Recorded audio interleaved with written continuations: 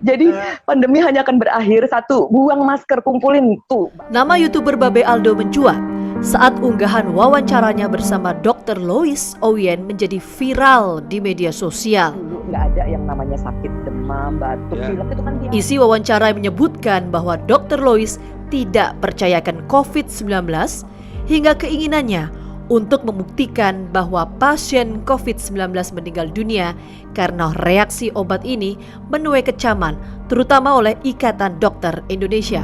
Jadi sedikit kalau nggak bisa nyium bau. Apa yang mendasari Babe Aldo tertarik untuk melakukan wawancara dengan Dr. Lois? Gejala khas virus adalah anosmia. Pak, mereka lupa ada yang disebut dengan gangguan saraf tepi sensorik penghidung. Sudah bersama saya saat ini Babe Aldo. Apa kabar Babe? Alhamdulillah baik. Alhamdulillah baik.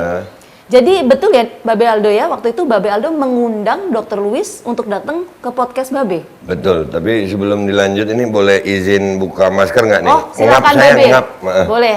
Jadi waktu itu Babe mengundang Dr. Lois Oyen untuk datang ke podcast Babe tanggal berapa? Hari Jumat itu, jadi terjadi perbincangan pertama itu hari Jumat malam. Karena kan itu hari apa itu ya, saya ngelihat Dr. Oyen ini diwawancara di Salah satu televisi. salah satu televisi swasta yang ada Hotman Paris di situ.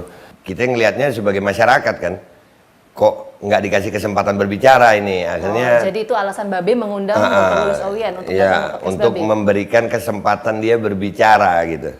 Oke, tapi kemudian yang menjadi pertanyaan publik, Bi, kenapa mengundang Dr. Lois Oyen?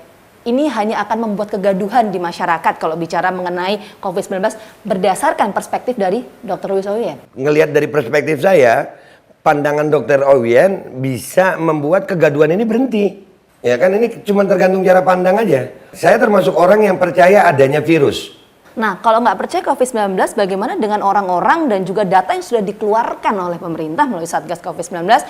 Ada banyak yang sudah meninggal dunia, bahkan kemarin rekor mencetak 50.000 lebih yang terkonfirmasi positif. Pertanyaan itu kan dijawab sama Dr. Lois. Yang menentukan itu COVID-19 siapa?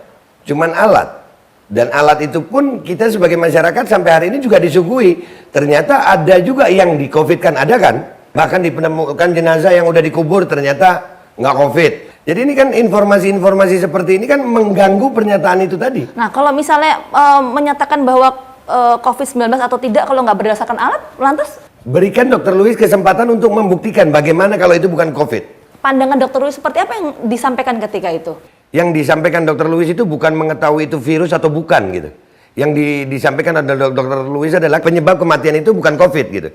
Interaksi antar obat, itu intinya saya yang membuat saya tertarik sama pendapat Dr. Lois itu adalah interaksi antar obat itu. Itu ada kemungkinan besar di situ. Saya pun bukan mengatakan langsung percaya gitu, tapi masuk di akal, layak diuji coba. Nah, tapi alhamdulillah saya jadi yakin Dr. Lois benar hari ini. Kenapa? Ada revisi obat. Ada apa dengan revisi obat itu, Babe? Ya berarti kan berarti ada pengakuan secara halus gitu. Kok di revisi penggunaan obat penanganan COVID. Secara tidak langsung mengiyakan pernyataan Dr. Lois. Ada yang salah dalam penggunaan obat selama ini. Kenapa direvisi? Tapi gini, Be, yang menjadi pertanyaan saya. Jadi dari tadi 2 poin yang sempat kita bahas, Babe, jadi bisa disimpulkan apa pandangan Babe soal keberadaan COVID-19 ini? Dengan ada pernyataannya Dr. Lois itu, setelah saya podcast sama Dr. Lois itu, saya mempraktekkan apa yang dikatakan Dr. Lois itu. Pakai masker, kenapa pakai masker itu bisa menurunkan imun. Saya nyoba pakai masker, terus pakai helm, jalan, itu ngap.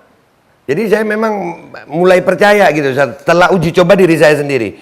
Ternyata betul, pakai masker ini sekarang gue cuman karena takut aturan aja. Karena peraturan dendanya lebih serem daripada efek COVID gitu.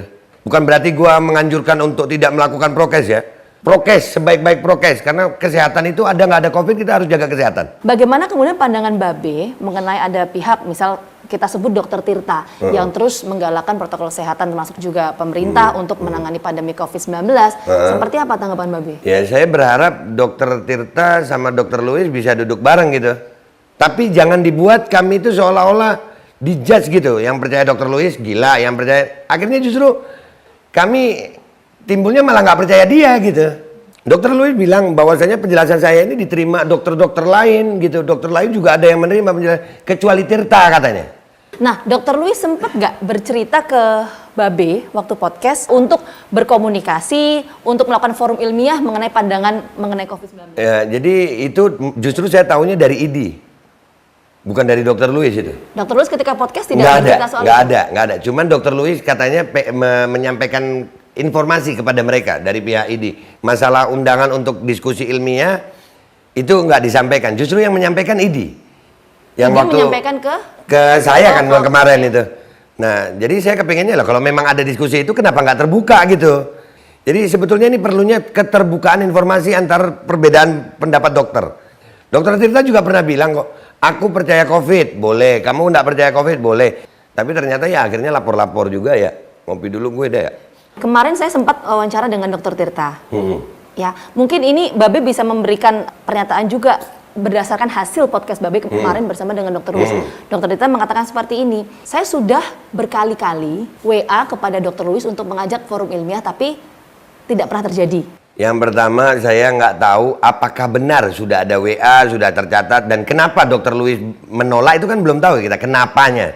Kalau umpamanya alasannya itu karena Dokter Louis nggak punya dasar ilmiah, memang terbukti seperti itu, kami akan dengan gampang nggak percaya Dokter Louis. Tapi kan ini belum pernah terjadi pembuktian itu. Tapi Dokter Louis sempat mengatakan tidak memiliki bukti, misalnya kajian ilmiah untuk membuktikan ini. Ada dia, kan dia sempat itu ngasih sama saya itu ada obat, daftar obat, penulisan resep, dia ada bukti ilmiah. Bahwasanya Dokter Louis nggak ngomong ngecap ini. Dan itu Babe ngelihat nggak bukti itu? Ngelihat. Ada kemudian pihak yang mengatakan, saya sebut misalnya kemarin Dokter Tirta mengatakan bahwa berdasarkan keterangan dari pihak kepolisian ketika dilakukan proses penyidikan terhadap Dokter Louis, Dokter Louis ini memberikan keterangannya ini linglung dan lain sebagainya. Anda melihat hal itu juga nggak ketika berbicara langsung dengan Dokter Louis? Kalau dia linglung, bagaimana dia bisa podcast sama saya dengan sistematis begitu? Itu sistematis loh Mbak. Dia menjelaskannya semuanya dengan sistematis. Dan diterima oleh banyak orang. Dan buktinya diterima banyak orang apa? Booming. Sampai TV One akhirnya nyari saya. Oke, baik. Terima kasih Babe atas waktunya dan kita akan temukan fakta berikutnya.